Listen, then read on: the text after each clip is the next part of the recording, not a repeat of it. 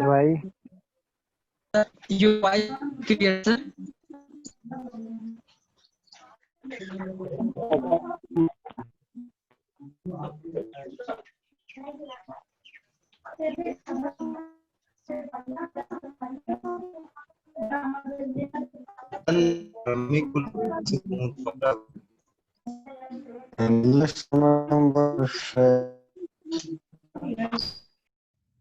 अपना बंद करें।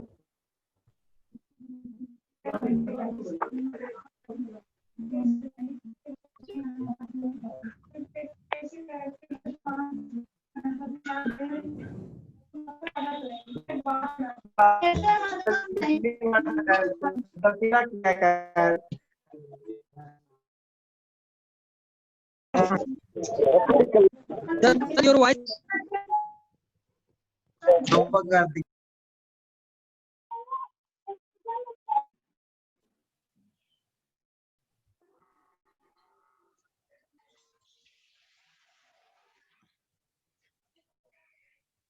हेलो गाना सुनाई। हेलो छोर है, ऐसा करेगा तो पकड़ के मार जाएगा रे।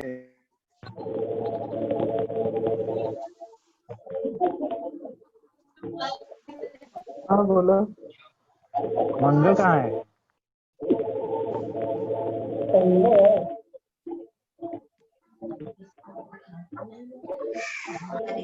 नहीं गया दिखावा देखा था यहाँ। अश्विनी अपनी आवाज को बंद अरे कर दे। आलोक क्या बताएं।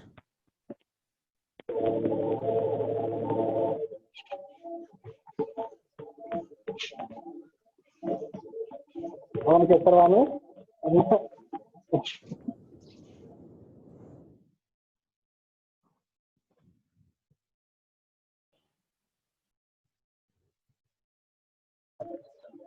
Good morning sir. ये बताइए आप लोग वॉइस जा रही है मेरी आप तक? आवाज जा रही है?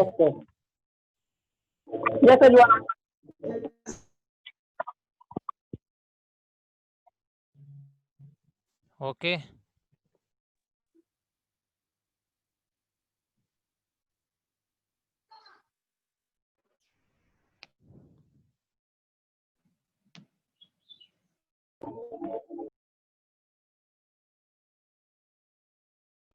Okay okay.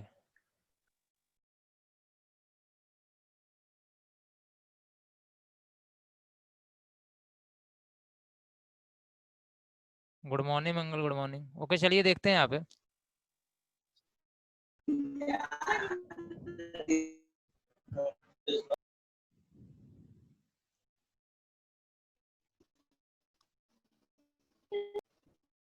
ओके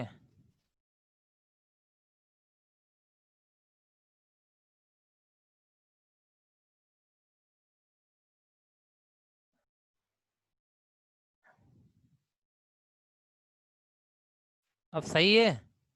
प्रभात, Prabhat, Ashok. Okay good morning Rohit. Okay okay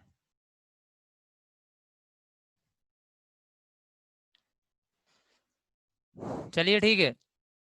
तो लास्ट क्लास में हम बात कर रहे थे यहाँ पे डेटाबेस मॉडल की, ठीक है, जिसमें मैंने आपको दो बताया हुआ था, हायरार्किकल डेटा मॉडल और नेटवर्क डेटा मॉडल।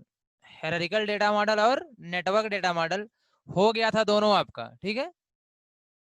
तो आपसे ये बताया गया था हायरार्किकल में अगर आपका जो डेटा होता है और उनकी जो रिलेशनशिप होती है, ओके हेमा, उनकी जो रिलेशनशिप होती है, अगर वो सिंपल सी बात है किस बेस पे हो, ट्री, ट्री के फॉर्म में डेटा क्या किया गया और रिलेट किया गया एक दूसरे से, तो वो क्या आपका होता है, हायरार्किकल फॉर्म। तो अगर नेटवर्क मॉडल में क्या था, यहाँ पे नेटवर्क मॉडल, इसमें क्या था कि आपका डेटा किस फॉर्म में रिप्रेजेंट होगा, ग्राफ के फॉर्म में रिप्रेजेंट होगा। सारे डेटा का रिलेशन किसके थ्रू होगा, ग्राफ के थ्रू होगा। यहाँ पे सारे डेटा का रिलेशन किसके थ्रू होगा, ट्री के थ्रू होगा। ठीक है, ये हमने देखा हुआ था लास्ट क्लास में।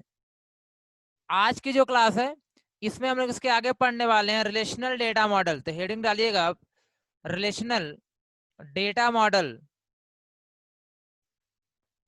Relational data model.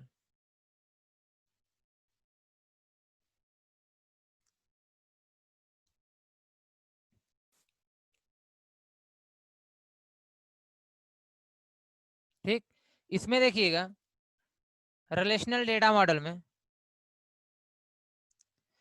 अब आपका जो डेटा होगा, आपका जो डेटा होगा वो टेबल के फॉर्म में होगा। आपका डेटा किसी ग्राफ या ट्री के फॉर्म में रिप्रेजेंट नहीं होगा। आपका डेटा किस फॉर्म में होगा, टेबल के फॉर्म में होगा।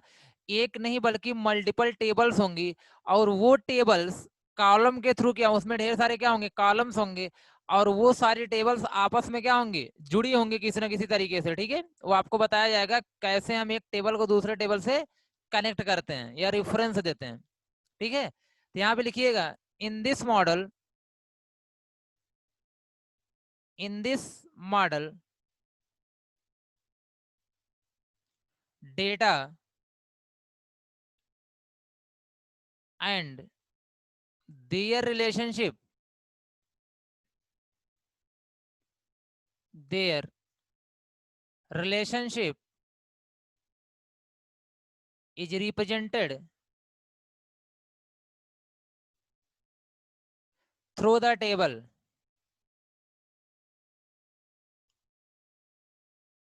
through the table.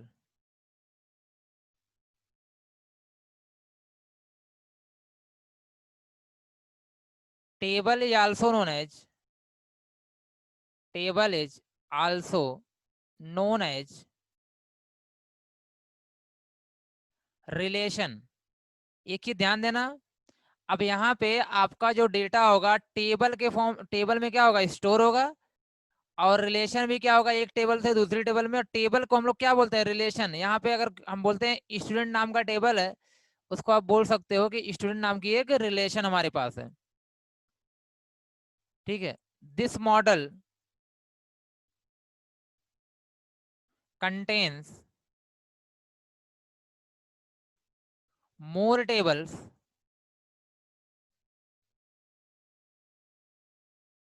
and that table are, that tables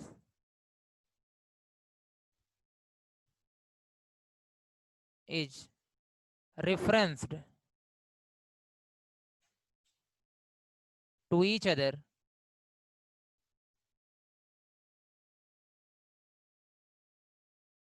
to each other।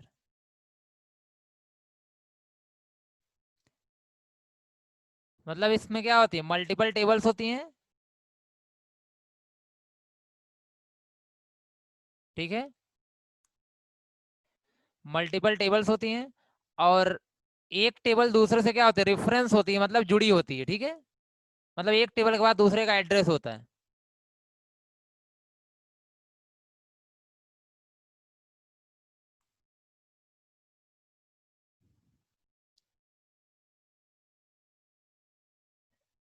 Each table has number of columns,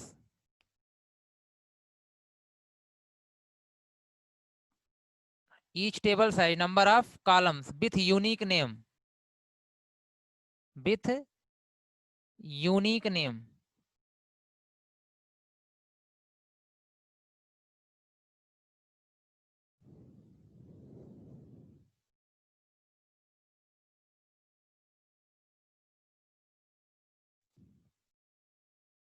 तो ओवरऑल मैं यहाँ पे क्या कर रहा हूँ, एक डेटाबेस बनाने जा रहा हूँ। ध्यान देना, मैं क्या बना, एक डेटाबेस बनाने जा रहा हूँ। और जैसे मैंने आपको ग्राफ में दिखाया था, नेटवर्क मॉडल में दिखाया था, या फिर बोल सकते हो हेरारिकल मॉडल में दिखाया था, वैसे यहाँ भी बनाने जा रहा हूँ। आई होप कि यहाँ तो सभी का हो चुका होगा। क्यों इरेज कर दूं मैं इसे, नीचे का इरेज कर दूं?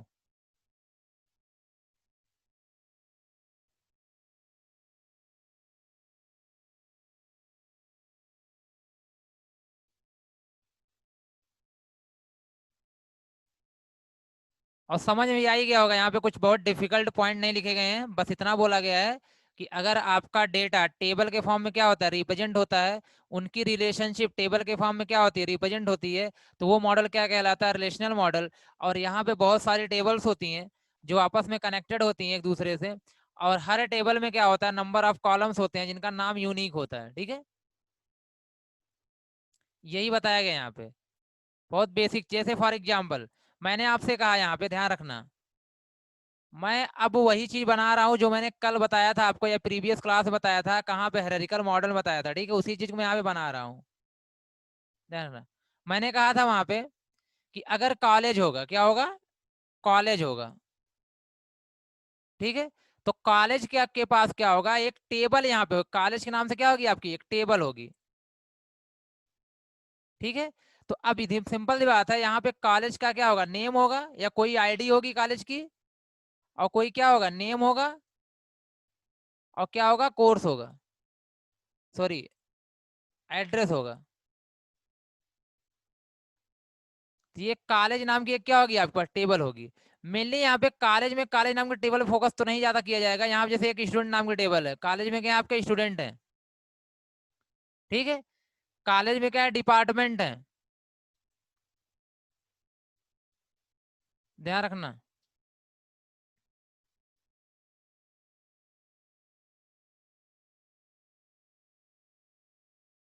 कॉलेज में मान लेते क्या, स्टूडेंट है, डिपार्टमेंट है, कोर्स है, और यहाँ पे फीस है मान लेते हैं यहाँ पे। ध्यान रखना, अब ऐसे ही यहाँ पर भी क्या होगी, एक स्टूडेंट नाम की टेबल होगी। मैं टेबल अलग अलग बना दे रहा हूँ पहले। ठीक है, यहाँ पे बहुत सारी इन्फॉर्मेशन होगी, बट मैं अभी ज्यादा इन्फॉर्मेशन लेके नहीं चल रहा हूँ। नेम, और यहाँ पे कोर्स हो गया। ठीक है, आईडी, नेम, कोर्स, यहाँ पे स्टूडेंट का रिकॉर्ड होगा। ये कॉलम है, ये कॉलम है, ठीक है, जिसका यूनिक नेम है, आईडी, नेम, और क्या है, कोर्स है। ये सारे यहाँ पे क्या आएंगे, स्टूडेंट के रिकॉर्ड्स आएंगे। ये कोर्स है, तो कोर्स नाम की टेबल है। यहाँ पे कोर्स के पास भी कोई ना कोई क्या होगी, आईडी होगी, इसका भी क्या होगा, कोई ना कोई क्या होगा, नेम होगा, और ड्यूरेशन होगा, कितने साल का कोर्स है। जैसे यहाँ पे मैंने लिख दिया C1, नेम क्या है आपका कोर्स का, BCA, और ड्यूरेशन है 3 ईयर। ऐसे ही मैंने C2, MCA 2 ईयर। इस तरीके से क्या होगा, कोर्स में डेटा पड़ा होगा। ऐसे ही यहाँ पे क्या है, फीस है, क्या है, फीस है यहाँ पे। इसका मतलब ये हो गया, जैसे यहाँ पे स्टूडेंट की अगर बात करूं मैं, जैसे आपके पास आईडी क्या आ गई, 101 आ गई, आईडी क्या आ गई, 101 आ गई। यहाँ आईडी क्या होगी, 102 हो गई, आईडी 10 क्या हो गया, 3 हो गया। यहाँ स्टूडेंट का नाम A है, B है, और क्या है, C है। कोर्स मान लो C1 में इनरोल्ड है, C2 में इनरोल्ड है, ये क्या है, C2 में इनरोल्ड है। ठीक है, ध्यान रखना, जो लिखा गया C1, C2, C2। ऐसे ही फीस है, तो फीस की जो आईडी होगी, एक उसकी रिसिप्ट आईडी होगी। ठीक है, एक स्टूडेंट की आईडी होगी, तो यहाँ पे लिखेंगे ये आपका होगा स्टूडेंट आईडी। फीस में एक स्टूडेंट आईडी होगी, हमें पता चले। और यहाँ पे क्या होगा, आपका अमाउंट होगा, आपने कितना पेड किया यहाँ पे, और कितना आपका बचा है, रिमेनिंग कितना है। कुछ इस तरीके से इंफॉर्मेशन होगी यहाँ पे। ठीक है, इसके बाद डिपार्टमेंट है, इसी तरह से क्या होगा, आपका डिपार्टमेंट होगा।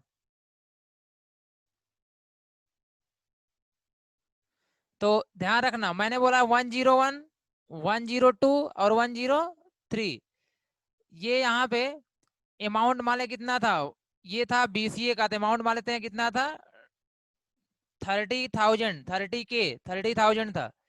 यहाँ पे MCA है 102, क्या है आपका, C2 कर रहा है, तो यहाँ पे आपका क्या है, 50,000 है। यहाँ भी क्या है, 50,000 है। इसने कितना पे किया, 15,000 पे किया, इसने 20,000 पे किया, और इसने मान लेते हैं 40,000 पे किया। इसका रिमेनिंग कितना 15,000, इसका कितना आपका 30,000, इसका कितना है 10,000।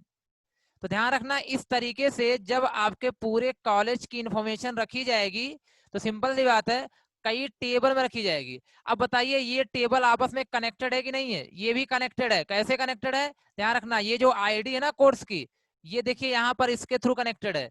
ये स्टूडेंट की आईडी क्या है? इसके थ्रू कनेक्टेड है। मतलब ये टेबल तीनों आपस में क्या है? कनेक्टेड है। कैसे पता चलेगा? क्योंकि आप देखिए ध्यान से इस टेबल से पता कर सकते हैं कि इस स्टूडेंट की कितनी फीस बाकी है।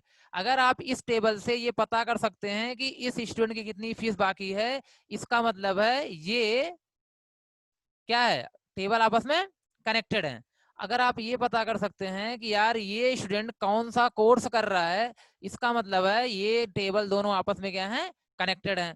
और इनकी आपस में कनेक्टेड होने की कोई जरूरत नहीं है, इसके थ्रू आपका क्या हो जाएगा? इन्फॉर्मेशन आपको मिल जाएगी। क्लियर है? चलिए अगर मैं आपसे पूछूं ये बताइए आप लोग जो सी स्टूडेंट है उसकी कितनी फीस बाकी है? जो सी स्टूडेंट है उसकी कितनी फीस बाकी है?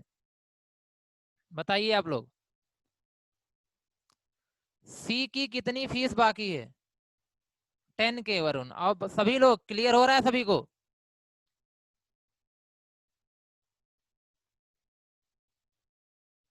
$10,000 ना? इसका मतलब समझ गए ना कि टेबल कैसे आपस में कनेक्ट होती हैं। कोई किसी जो हमारा मेन कॉलम होता है जैसे आईडी जो यूनिक होता है, ठीक, उसको हम लोग कॉमन बना देते हैं तो हमारी टेबल क्या होती है? आपस में कनेक्ट हो जाती है। यही फॉलो आपको करना भी पड़ेगा जब आप क्या बनाएंगे, प्रोजेक्ट वगैरह बनाएंगे तो ऐसे ही करना है। क्यों कम लोग रिप्लाई दे रहे हो? प्रॉब्लम क्या है? समझ में आ रहा है ना?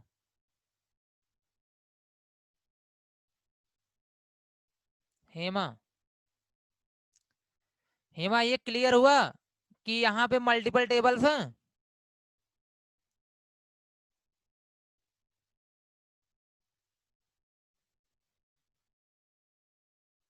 वॉइस क्लियर नहीं है? वॉइस तो क्लियर होनी चाहिए यार।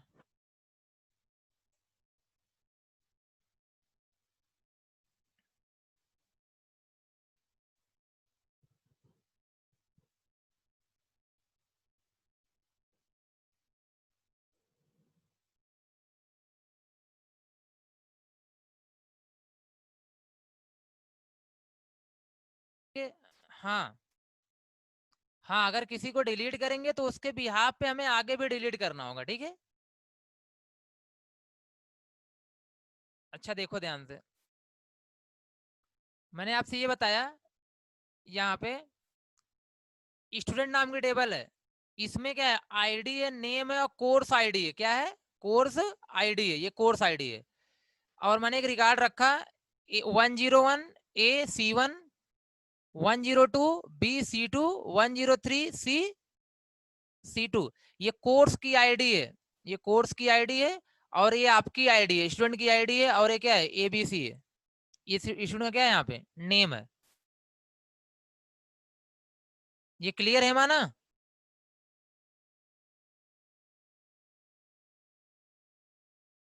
अच्छा एक लोग और, जी जी अमन सही कह रहे हो। इसके बाद कोर्स में आईडी नेम ड्यूरेशन है। कोर्स की आईडी C1 है, नेम BCA है, 3 साल का है। कोर्स का नाम C2 है, नेम MCA 2 साल का है। जिसको प्रॉब्लम हो रही समझ लो एक बार फिर से आप। अब बताओ ये दोनों टेबल कनेक्ट हो गई कि नहीं हो गई? क्योंकि मैंने इस कॉलम को सेम कर दिया देखा जाए तो, ठीक है? अगर आप क्या करो, कोर्स आईडी यहाँ भी रख दो, यहाँ भी कोर्स आईडी रख दो, दोनों कॉलम क्या हो जाएंगे? आपके कनेक्ट हो जाएंगे। अब यहां से आप पता कर सकते हो। बताओ अगर मैं पूछूं आपसे ए का कोर्स क्या है, ए कौन सा कोर्स कर रहा है? MCA कर रहा है, BCA कर रहा है? हेमा तो क्या बताओगी? ए कौन सा कोर्स कर रहा है?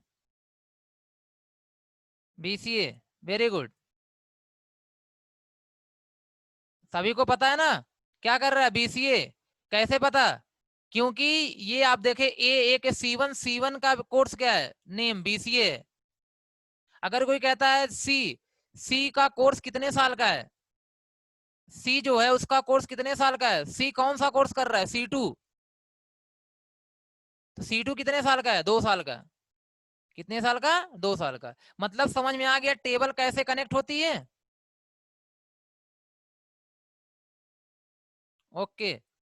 इसी तरह से जब फीस में रखोगे, क्या रखोगे? फीस में क्या क्या होना चाहिए? अमाउंट होना चाहिए, कितना पे किया है, कितना बाकी है, लेकिन एक आईडी भी होनी चाहिए जिसे हमें पता चल पाएगी ना। अब हमको पूरी इंफॉर्मेशन नहीं रखनी है, सिर्फ क्या रख लेंगे यहाँ पे? आईडी। तो आईडी 101 12 102 103 101 102 103 आईडी होगी। हम बता सकते हैं किस स्टूडेंट ने कितनी फीस जमा करी है। तो हम यहाँ पे देखेंगे बी। बी है, बी का कितना जमा है, बी की आईडी कितनी है देखा जाए। यहाँ पे 102 है, 102 में आओ, यहाँ पे बी का जमा है 20,000। कितना बाकी है? 30,000 बाकी है। समझ गए सभी लोग? अगर इस तरीके से आप अपने डेटा को रिप्रेजेंट करते हो, रिलेशन इस तरीके से दिखाते हो, तो इस मॉडल को हम लोग क्या बोलते हैं? Relational model. ओवरऑल अगर आप अपने, यही हमें पढ़ना है, ये बहुत इंपॉर्टेंट आपका है, ठीक है? यही आपको कंप्लीटली पढ़ना भी है। आपका जो ओरेकल डेटाबेस है, आपका जो माई एसक्यूएल डेटाबेस है, जो यहाँ तक कि एसक्यूएल सर्वर डेटाबेस है, ये सारे के सारे किस मॉडल को यूज करते हैं? रिलेशनल मॉडल को यूज करते हैं। किस मॉडल को? रिलेशनल मॉडल को। ध्यान रखना आप।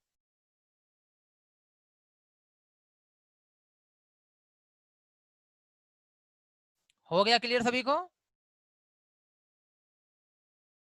चलिए, ये मैं इरेज कर रहा हूँ, ठीक है? इसको आप बना लेना, इरेज कर रहा हूँ ना इस चीज को।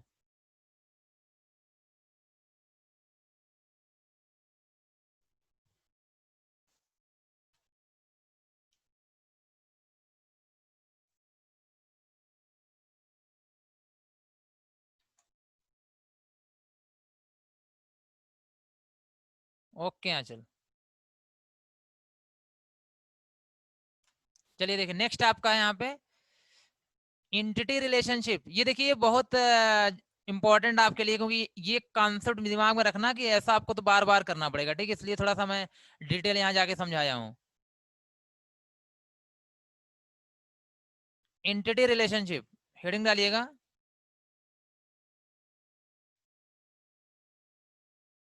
Entity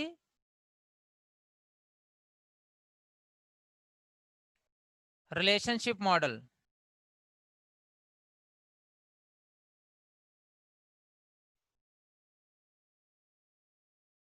entity relationship model.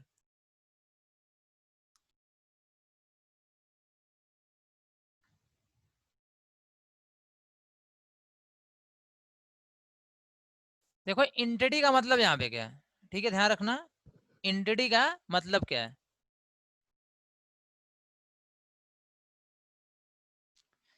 जैसे मैं, ध्यान दो, जैसे मैंने आपसे कहा कि चलिए मैं लेता हूं यूनिवर्सिटी मैनेजमेंट सिस्टम,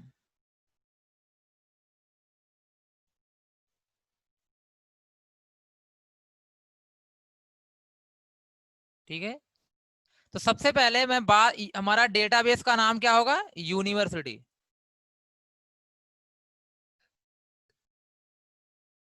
ठीक है? अगर आप इससे छोटा बनाना चाहते हैं, नाम क्या रख सकते हैं? कॉलेज भी रख सकते हैं। क्या रख सकते हैं? कॉलेज।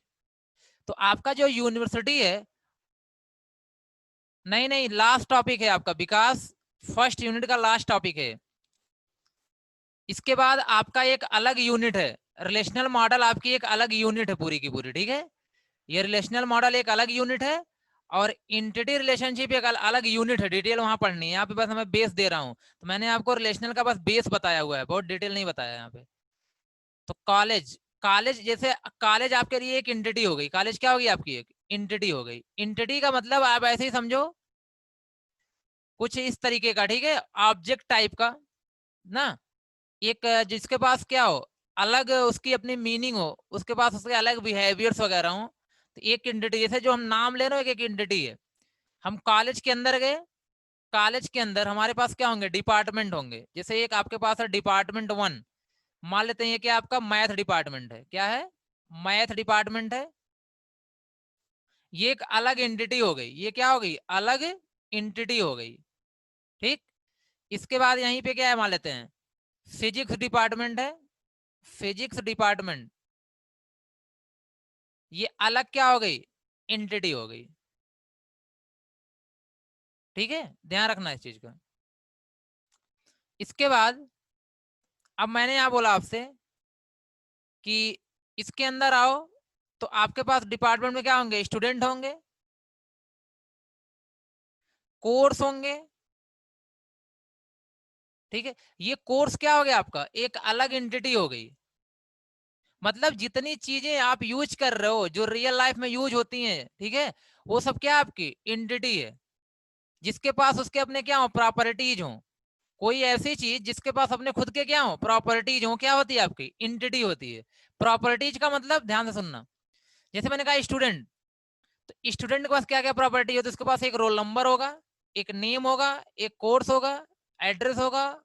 ठीक है, ये सारी चीजें स्टूडेंट के पास होंगी, तो स्टूडेंट क्या हो गया आपका, एंटिटी हो गया। ध्यान, टेबल समझ रहे हो ना, टेबल, जो आप रिलेशनल मॉडल में टेबल बनाते थे, उसी को हम लोग यहाँ पे क्या नाम देते हैं, एंटिटी। क्या नाम देते हैं, एंटिटी। पहले एंटिटी का मतलब समझ रहे हो कि नहीं आप, जो आप लोग टेबल बनाते थे रिलेशनल मॉडल में, उसी को यहाँ पे नाम हम लोग क्या देते हैं, एंटिटी। तो entity is nothing but it is a table. ठीक, तो ध्यान रखना, एंटिटी को हम लोग ये बोलते हैं ऐसी कोई भी चीज, ठीक है, ऐसी कोई भी ऑब्जेक्ट या ऐसा कोई भी सिस्टम जिसके पास प्रॉपर्टीज हो। जैसे कोर्स है, कोर्स के पास प्रॉपर्टी, यार कोर्स की कोई आईडी होगी, कोर्स की कोई क्या होगी, आईडी होगी। कोर्स का कोई क्या होगा, नेम होगा। कोर्स का कोई क्या होगा, ड्यूरेशन होगा। ये सब इसके पास क्या है, एक प्रॉपर्टी है। इसका मतलब हो गया कोर्स एक एंटिटी है। क्लास और एंटिटी में कोई डिफरेंस नहीं है। प्रथम, जब प्रोग्रामिंग करते हो तो एंटिटी, जैसे क्लास एक लॉजिकल एंटिटी है, क्लास एक क्या है, लॉजिकल एंटिटी है। तो अगर लॉजिकल एंटिटी की बात करो और क्लास की बात करो तो कोई डिफरेंस नहीं है। क्लियर है।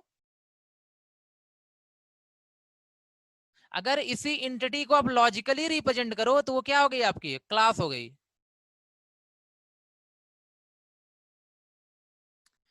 ध्यान रखना आप सभी लोग, कंफ्यूज मत होना। मैंने आपसे कहा कि ये स्टूडेंट है, अगर आप बोल रहे हो स्टूडेंट के पास क्या है, रोल नंबर है, नेम है, कोर्स है, ये क्या होगी, क्लास ही तो होगी। क्या होगी आपकी, क्लास हो गई। जब आप लोग यहाँ पे क्या करते हो, कोई रिकॉर्ड फिल कर देते हो, यार रोल नंबर 101 है, नेम ए है, कोर्स बीसी है, तो ये आपकी एक रियल वर्ल्ड एंटिटी हो जाती है। ठीक है, तो आप सभी को पता है कि क्लास के अंदर ही क्या होता है, आपकी वैल्यू पुट करते हो तो ऑब्जेक्ट बनता था वहां पे। ठीक है, फिलहाल वहां सब मत जाइए। मेनली क्या है, आपका जो एंटिटी है एज अ क्लास ट्रीट कर सकते हो आप यहाँ पे। तो एंटिटी की मीनिंग समझ में आई, एंटिटी क्या है।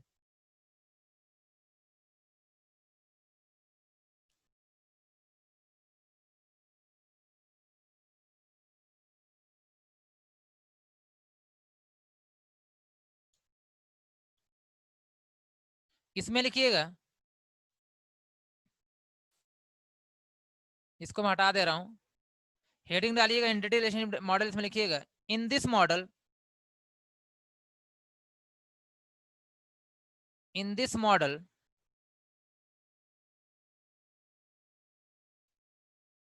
The conceptual schema. वही कंसेप्चुअल स्कीमा का मतलब यहाँ पे क्या होगा आपका, लॉजिकल डायग्राम जो होता है आपका। ठीक है, लॉजिकल पार्ट होता है, लॉजिकल व्यू होता है डेटाबेस का। Conceptual schema,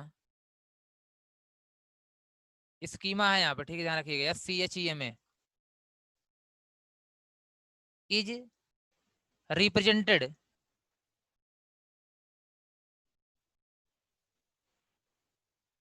through the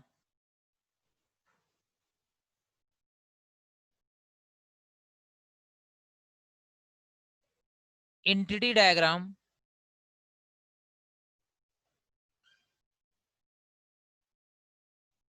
entity diagram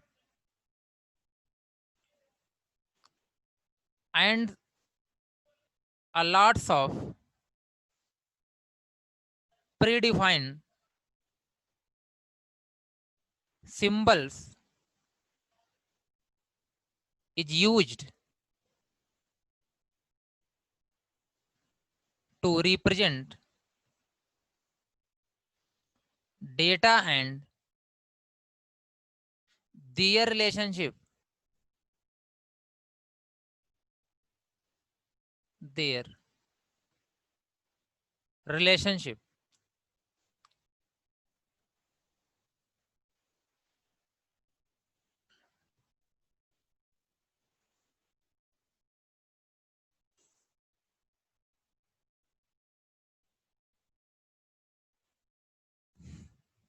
ध्यान देना यहाँ पे ये जो मॉडल है कुछ इस तरीके से दिखाया जाता है।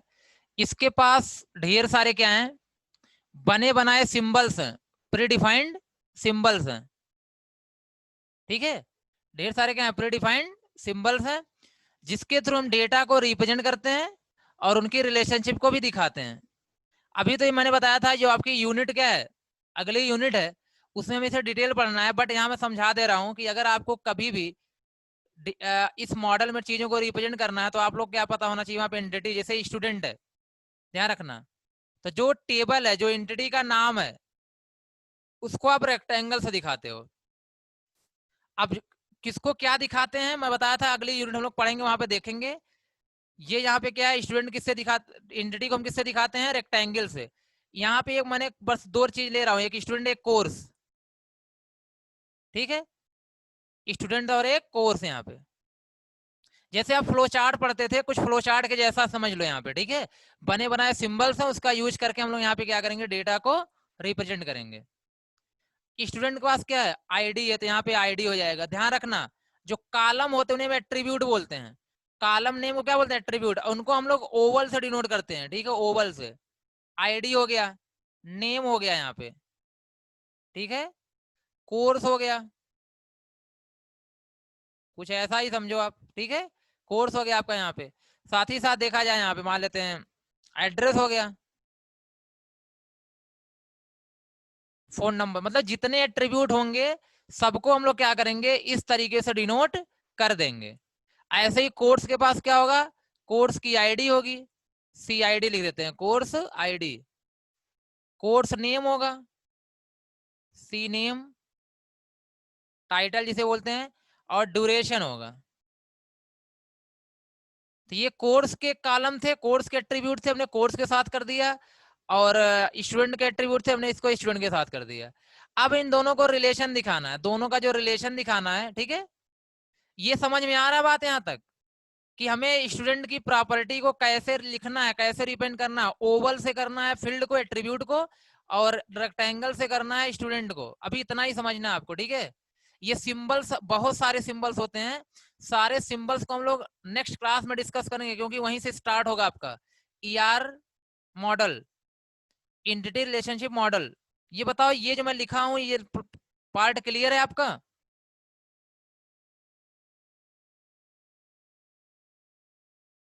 ओके,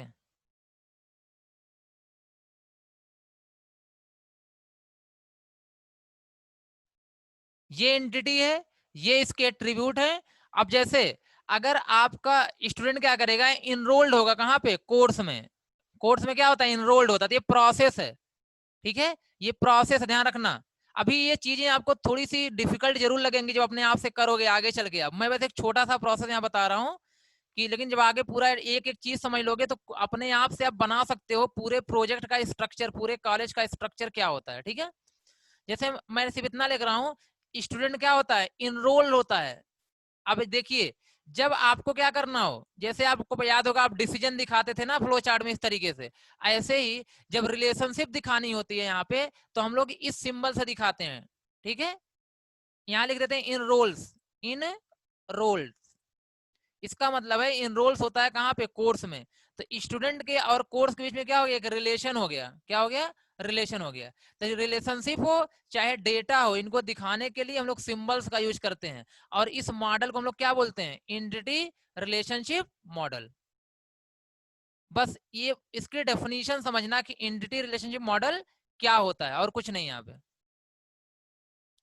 बाकी तो ये कैसे बनता है, पूरा आपको प्रोजेक्ट दिया जाएगा, कहा जाएगा आप इसका ईआर डायग्राम बनाओ, तो वो सब बनाने के लिए हमें क्या करना होगा, पूरा का पूरा ईआर मॉडलिंग सही से पढ़नी होगी। आपकी वही अगली यूनिट है, वहीं से हम लोग स्टार्ट करेंगे। ईआर मॉडलिंग क्या है, एंटिटी वहां पे डिटेल देखेंगे, एंटिटी क्या है, एंटिटी कितने टाइप की होती है, ट्रिब्यूट कितने टाइप के होते हैं, सब कुछ वहां पढ़ना है।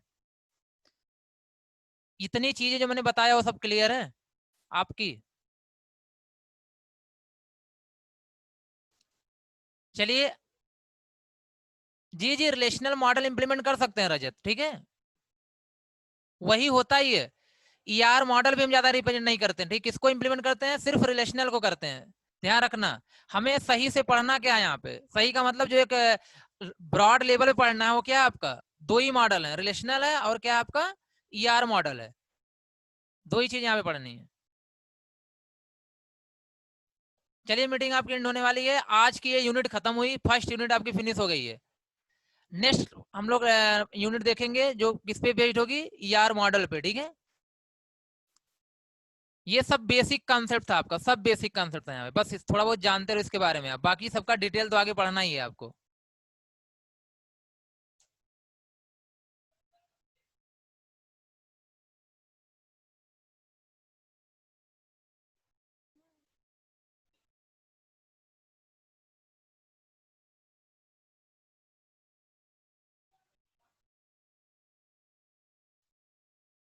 क्लास छूटी है, आप मुझे मैसेज करो,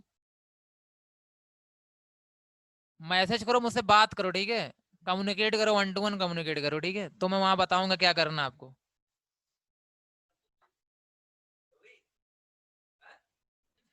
बस हो गया।